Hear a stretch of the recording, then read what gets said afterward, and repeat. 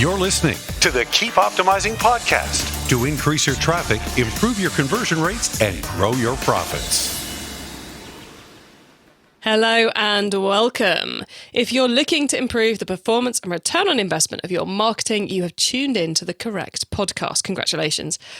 I am Chloe Thomas, the host of this Marketing Focus podcast, and it's great to have you tuning in, so thank you for joining me for this episode. This month, we are covering a marketing method that's not often seen as a marketing method.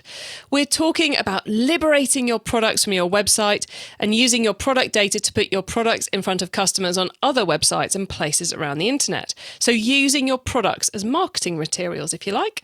We are, unsurprisingly, talking a fair bit about Amazon and other marketplaces and how to do that. But in this episode, we're flipping things a little bit, and we're talking about why you shouldn't be listing on the marketplaces and why that might not be such a good move for your business. No massive answers in this episode, but a lot of questions to consider about your business to work out if it is or isn't the right choice for you. We're going to start off with a little bit about a project my guest is working on, which is a really interesting insight to where things may be going over the next couple of years. And then we'll be getting into the why you shouldn't be going onto marketplaces side of things. We're going to meet today's guest in a second or two, but before we do, please do check out the sponsors. This podcast is brought to you by Klaviyo, the ultimate e-commerce marketing platform for brands of all kinds and sizes.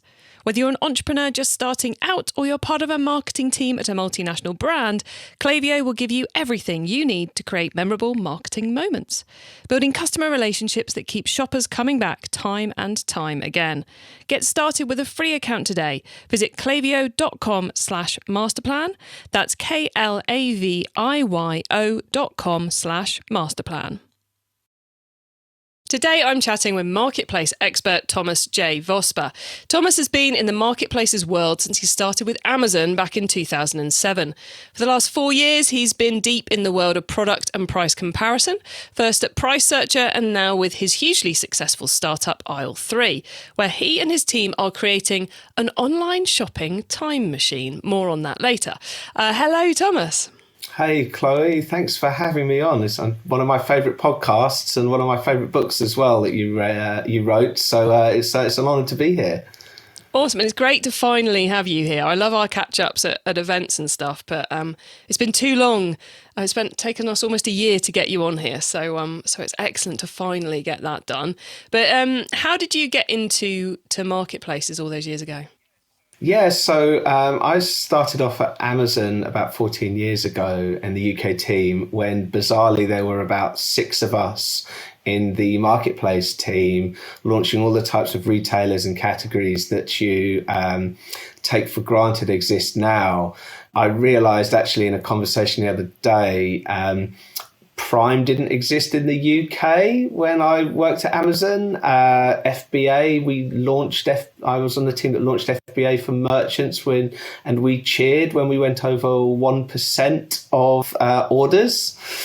Which seems incomprehensible today. So I spent pretty much half of my career across a lot of different programs at Amazon, supporting both the customers and retailers and brands and different technologies. Spent a couple of years at Tesco trying to look after a general merchandise marketplace. Unfortunately, about the same time that the alleged £250 million accounting scandal kind of put an end to that. And then, yes, as you say, I spent the last 3 years at a price comparison startup that sadly didn't make it. And so for my last year, it's been building my own startup very much in the e-commerce space and trying to be forward-looking as to how we think people are going to shop in the next few years.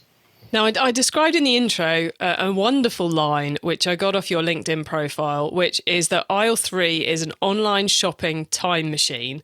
We can't get into our topic before you actually explain what that means. Sure, yeah, absolutely. So I think what's quite interesting, right, is e-commerce is growing at a rate of knots, and there's a lot of marketplace consolidation, and people are still shopping across lots of different sites, thinking they're seeing lots of different available offers. But we all have a very particular way that we shop. And I think you and your listeners will recognize this. And I find it bizarre that we can go to the moon and create a vaccine in 18 months across lots of different countries for something we didn't even know existed 2 years ago. But when you want to buy a set of wireless headphones, or maybe you want to buy a pair of trainers in a color that you like in a size that fits you, it takes hours to open multiple tabs across the top of your browser, look on marketplaces, search Google, check some of your sites that you may have heard of, maybe ask for your friends over WhatsApp to send you a link and some recommendations. And so, yes, when you can go to the moon, or you can go onto a comparison site and book a flight and the rental car at the airport that will take you to the hotel that you want to stay in a matter of minutes. It's just staggering that online shopping doesn't work that way. It's mad, isn't it? And after you've done all that, if you're anything like me, you sit there with a couple of tabs open going, do I trust that this one, that has got the right price, but I'm not convinced that's actually the size or the colour I think it is? And then maybe another 2 tabs trying to work out which one I actually trust to be a listing of the product I think it might be. Absolutely. And think of all of the great things that we could be doing with our time and with our lives when, yes, shopping for a pair of trainers has previously taken 2 hours. And actually, maybe if you can see the source of truth and you can get the best deal, whatever the best deal is for you, in a matter of moments, that is time that we can all get back into our lives to do something way more interesting. And so that's the gift that I hope aisle3 can give as we scale back to all of the shoppers across the planet. Without getting overly techie or revealing any trade secrets here, how are you doing this at aisle3? Because it's something which I think, as you mentioned, a lot of people have tried to do in the past and hideously failed at. So how are you guys going about it? I suppose actually there's been some very admirable attempts in the past, and a lot of the challenges have been around technology.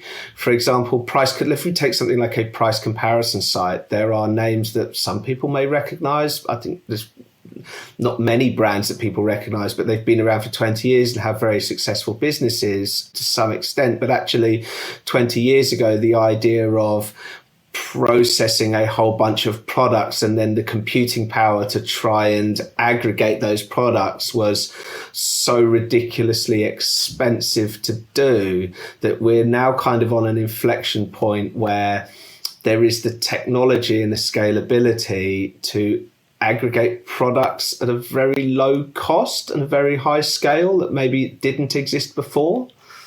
Mm-hmm. Cool, I love it. So we won't go too deep into it, but you are taking advantage of the tech that's now out there to build something much better, to put it in a nutshell. To put it in a nutshell, we do the hard work. We go and source the internet for products, and then we take on the responsibility of matching all of those offers against different retailers. So the day that you, Chloe, look for that one pair of trainers, say that you want to, and I'm saying trainers because we launched with trainers, but the day that you want to set that one pair of trainers, you actually can click on that one link, and you may even see a bunch of offers, one of which no one else knows because no one's published that via a product feed, onto a marketplace, onto a Google ad, anywhere else. And so we'll actually help you discover the products that you want to buy before you even know that you want to buy them. Okay, so I think we should end the intrigue there. And where can people go to find out and to give aisle3 a go? Yeah, so we've started with the trainers category. So if you're in the market for a pair of trainers, have a look at aisle-3.co. Excellent. aisle-3.co? Mm-hmm. Absolutely. Excellent. There you go, everyone. Go and have a look at that and see what the future of e-commerce could well be looking like. Right, but Thomas, you're not here to talk about that. You're here mainly to kind of pose the alternative angle on what this month is all about, which is, should we be going on marketplaces? We've had some good cases for yes. You're here to give the case for no. don't sell on marketplaces, focus on your own brand. So why do you think brands out there shouldn't be selling on marketplaces? A marketplace as a sales channel is and should always be part of a much wider strategy. And there are things that I believe retailers should be very aware of now that maybe don't get recognized. And so I wouldn't completely rule out ever selling on a marketplace. There's probably a bunch of very good discussions as to why you would appear on a marketplace. But I suppose if you forget about it for a minute from a brand and a retailer perspective, forget that you maybe run an agency or an e-commerce business and think about it as a customer. If you go on to Amazon, and we can admit that we all do, we're amongst friends, right? If you think of the last thing that you bought on Amazon, can you honestly remember whether that was sold by Amazon or sold by a seller? If you don't know, that's a problem. If it was sold by a seller, who was that seller? If you don't know, that's a problem. And so it's an ecosystem that sellers and retailers are getting into where the brand equities owned by Amazon or other marketplaces are available. They are controlling the customer dialogue. And whilst all of e-commerce, yes, is growing at a rate of knots, the lion's share is in the consolidation of marketplaces. And where that leaves you as a shop, as a retailer or trying to get access to customers and shoppers is the market is oversaturated, and you then end up creating a landlord for yourself and have to pay for advertising just to appear on the top of a search term on a marketplace. Yes, you do essentially potentially become a buyer and seller of product on behalf of Amazon or eBay or whichever marketplace it may be you're selling on, rather than a builder of your own business. And therefore you're at the whims of them. Yeah. Let me share something really bizarre. I think would be unheard of to think that this would have ever happened, by the way. But Amazon were aware of this years ago. Amazon were very aware that just running through Google was creating a landlord for themselves as a way to get shoppers onto their site, customers onto their site. And so, they very smartly moved away from that to start brand building and getting shoppers onto their site through all the mechanisms like Prime and increasing the selection, everything that Amazon's been like an absolute machine at doing really, really well over years. But on my old pitch deck, why you should sell on Amazon, we used to say, because you will appear in Google Ads and we will list you on Price Runner, I think was around, and Kelku and Price Minster off the top of my head.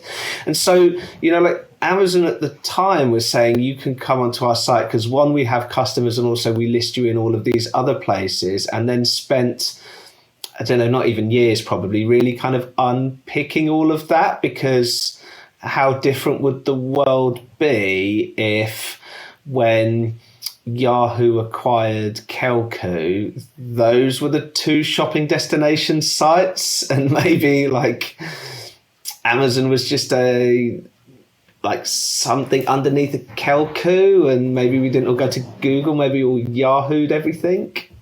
Yeah, it's It is. If you've ever sat through kind of like a why sell on Amazon presentation, the way they're trying to streamline everything is basically about just leaving the sellers as people with ideas, and the whole process takes part within Amazon, which I guess it really does ask the question. If you're a business who's trying to create a brand and you've got an ethos and you've got a culture and you've got a vision and you're on a mission, do marketplaces form part of that strategy, I guess, is the question you're asking. Or suggesting we ask, maybe. Well, yeah, that's the question that you should be asking yourself when you're trying to get in front of your shoppers, in front of your customers.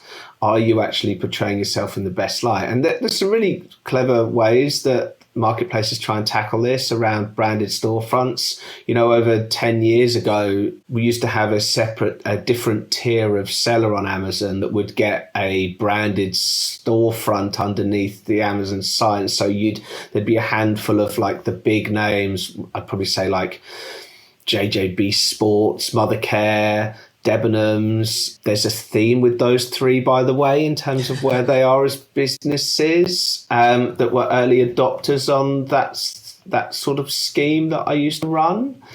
There's a big problem, and it's one of the three big problems in the internet for shopping right now. We touched on on one of them earlier, which was the time it takes to discover products and find the best deals.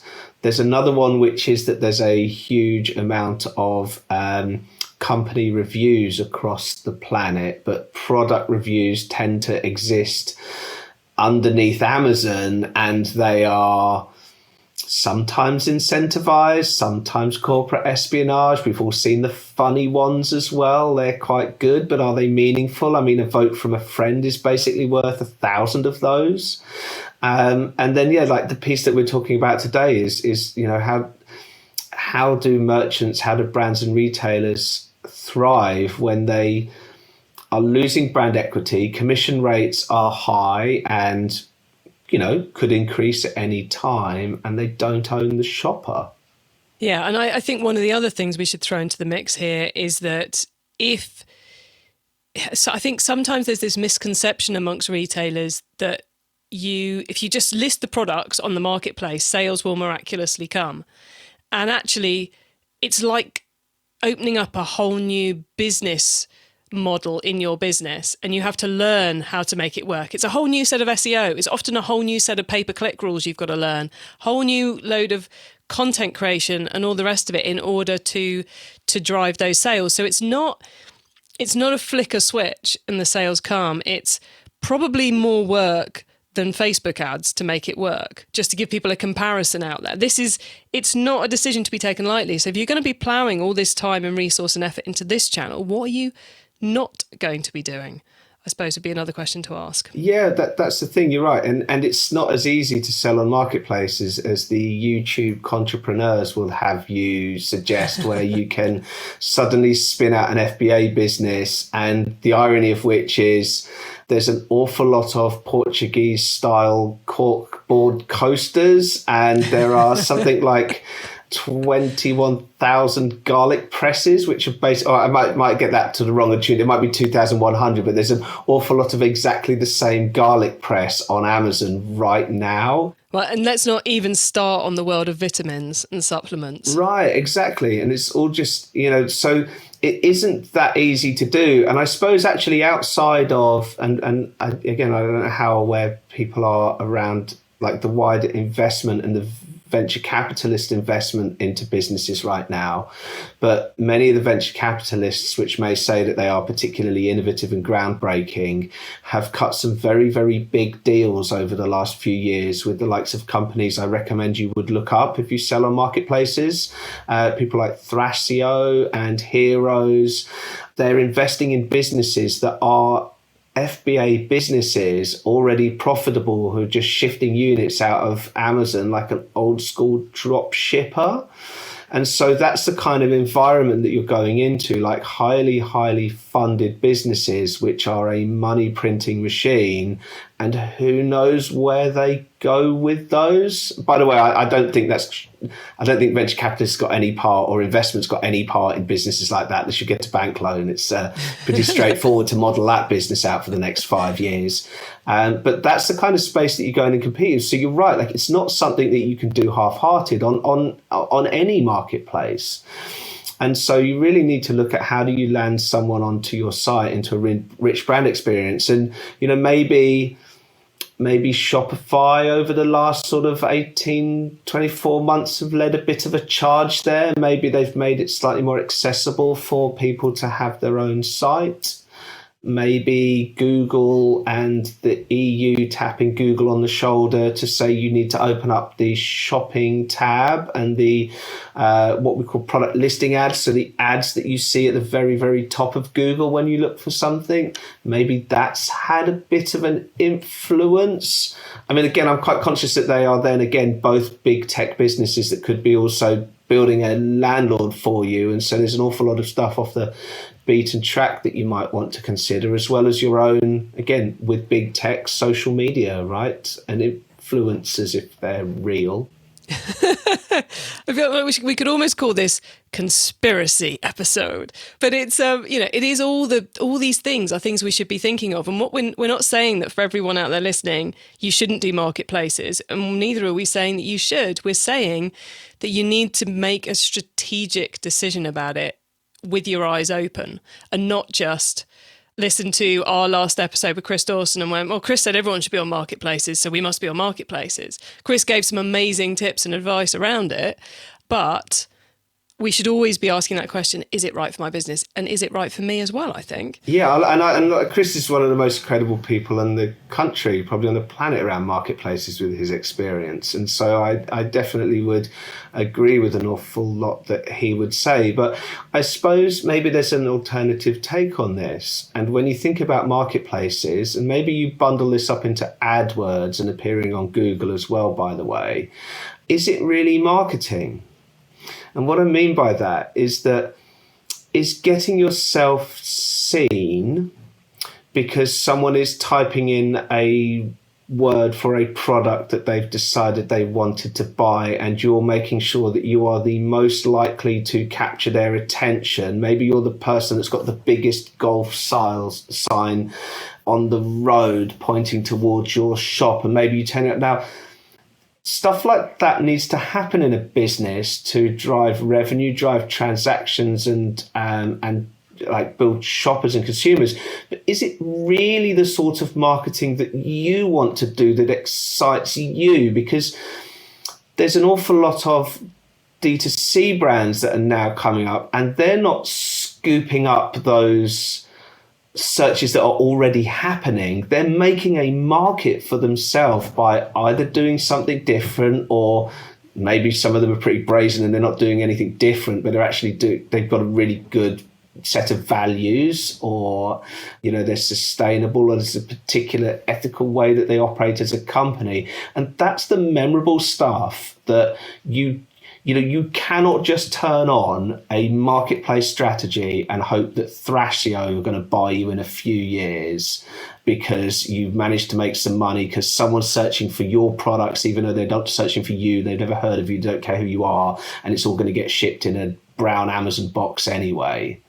Like, there's so much more that you need to do that adds value to your contribution, to your business, to your team, to the whole ecosystem, that you should be looking at. Excellent. I think we shall leave it there on this particular part of the topic. So we're going to pause now for a reminder of our sponsors, and then we're going to talk about the wider world of marketplaces and get Thomas's top tips around those. Success in 2021 means building stronger relationships with your customers. Last year saw a lot of consumers switching to buy online, leading to surges in new customer acquisition. So how are you planning on turning your new first-time buyers into profitable repeat customers? Well, that's what Klaviyo is for. Klaviyo helps businesses create memorable marketing moments through email, SMS, and personalised website experiences. And that is what creates repeat purchases. That's why Klaviyo, the ultimate e-commerce marketing platform, is used by over 50,000 e-commerce brands around the world. Get started with your free account today. Visit klaviyo.com/masterplan. That's KLAVIYO.com/masterplan. Okay, Thomas, so far we've gone deep into marketplaces and why we might want to avoid them. Now you get to wow us with your insider knowledge about the whole world of marketplaces. So for the following questions, your answers can be anything at all to do with marketplaces, which of course covers everything we've been talking about so far. So are you ready for these? Sure, go for it. Okay, let's start with marketplace newbie advice. Normally, I'd say if we've inspired someone to take their first step with marketplaces, but I'm not sure we've done that this episode. But if someone is taking their first step with marketplaces because it's the right strategy for them, what do they need to know to give themselves the best chance of success? Well, I would answer that with what would you do to give yourself the best chance of success in almost anything that you try and do. It's not really exclusive to marketplaces. You need to find the right sources of information and absorb all of that information as much as you can, but you really need to surround yourself with experts and the people that can trust to help you get further in your business. And so, it's not something that you should do on alone. It's not something that you should be ready to suddenly make a quick decision on a YouTube video to pay someone to maybe help you get ahead. You really need to find who are the people credible in your category, who's done it before, because I think it was Andreessen Horowitz that said, like, there's no new ideas anymore. So someone else has trod that path. And by the way, they might not have been successful. That's also important to learn from. So I always think that you need to try and surround yourself with as many people who can fill in your gaps and your weaknesses as possible. Excellent advice. Okay, once you've started, of course, you've got to keep optimizing. So what's your favourite way to improve marketplace performance? Go and buy Mindset by Carol Dweck and read that cover to cover several times, and accept that whatever you're going to do in marketing or in life or anywhere else, you're probably going to make a ton of mistakes on the way, and you need to get very good at recognizing what they are, act on them quickly, and then either work to correct them or accept that you can't correct them and go and find someone else that can do it. Excellent. I haven't read that book, but it's going on my reading list now. And if anyone thought they could hear a dog, then that was in Thomas's world. So don't worry, your own dog hasn't got out. I don't have a dog. There was definitely a dog noise in the background then. Unless, of course, it's somewhere around me in the real world and I'm the only one who could hear it, in which case that's properly confused everybody. Yeah, Sorry about that. We're almost on conspiracy theories. Who knows? Yeah. So, yeah. Where's the dog, everybody? Where's the dog? Okay, the next question is, if someone listening wants to learn more about marketplaces, is there one cheap or free resource you'd recommend? There's a pretty good book club that I see that you promote quite a lot, Chloe, and I know the Traffic That Buys book I had the privilege of reading pre-publish was a great resource that I'd highly recommend to everyone. So I'm going to shill your own book. I'd recommend people read that. And then I would also recommend another book that I think that people should read, which is The 7 Habits of Highly Successful People, because that again goes back into everything else around your life, but also the core kind of competencies. If you are running an e-commerce business or an agency, any sort of marketing campaign, that kind of test, learn, iterate, sharpen the sword, there's a lot of values in there that, even though it's like pretty much 40 years old, that book, that are still very relevant today. I love that. A classic, total classic, 7 Habits of Highly Successful People. And thank you very much for mentioning my book as well. Much appreciated.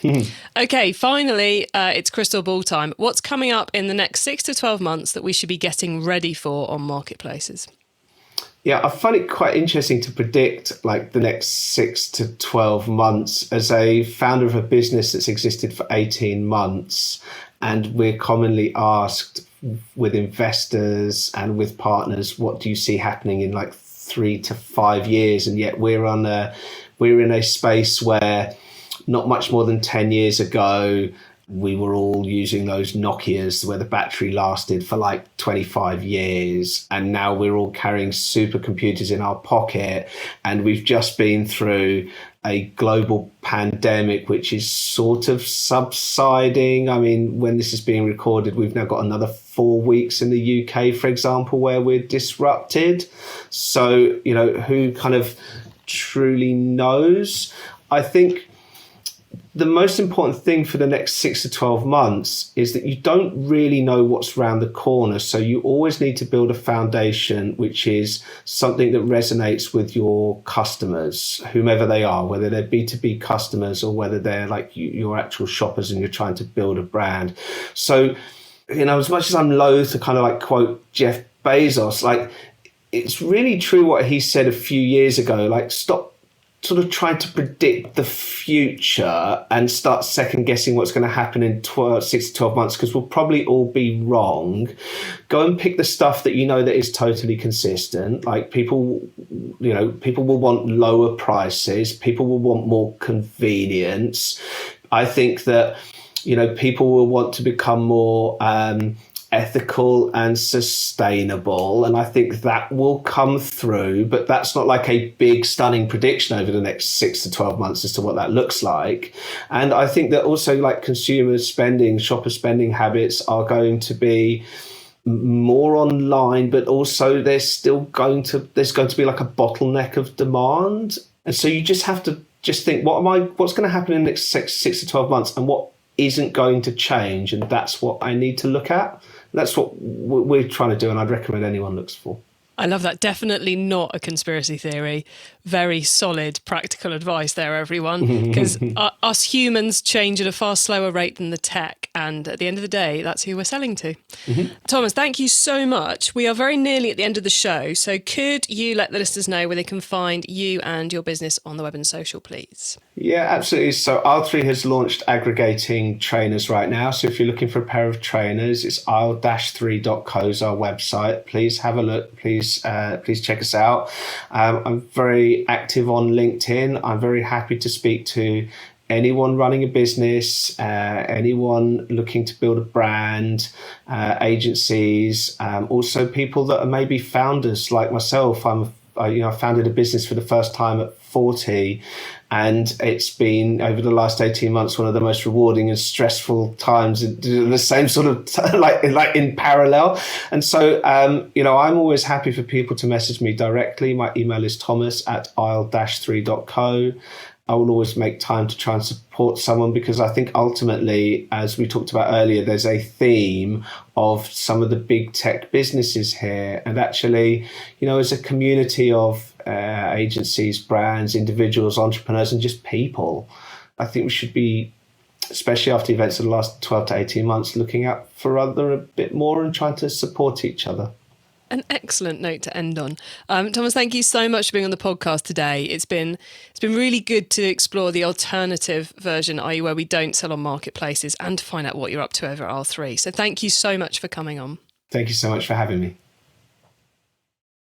Lovely to catch up with Thomas there. And I guess this really is kind of the flip side episode to what we discussed last week with Chris Dawson, which, was making the point that a lot of consumers are buying on marketplaces. So that's a way of increasing your sales and using your product to get new people interested in your product, into your product and your brand. This episode far more about, is this a strategy you should be following? Does this fit with your aims? Is it a good idea? What could the opportunity cost be of that? Lots of really good questions asked there by Thomas for you to consider as we continue through our Marketplaces month. Now, you can get links to everything we discussed, the full transcript of this episode, important notes and more at keepoptimizing.com, including the link to aisle-3.co, which is really interesting to take a look at, just to see what's going on in our world, really. Now, as part of my mission to help you improve your marketing, I've invited all of our marketplace specialists this month to join us for a Q&A webinar at the end of the month. That's your question to get your chances answered, or even it's your chance to get your questions answered. To get yourself registered, just head to keepoptimizing.com and you'll find out all the details. I look forward to connecting with some of you right there. Thank you for tuning into this episode of the Keep Optimizing podcast. If you've enjoyed the episode, then please do stay tuned for the whole of this month, which is episodes 54 to 57, where we'll be exploring marketplaces from several more angles yet. And please do tell your fellow e-commerce marketers about this little series and about the show, because I produce it to help as many marketers as possible to improve the performance of their marketing. So I'd love to help the others that you know too. Have a great week and make sure you listen to the next episode so I can help you to keep optimizing your marketing. Access everything Keep Optimizing at keepoptimizing.com. That's with an S, not a Z.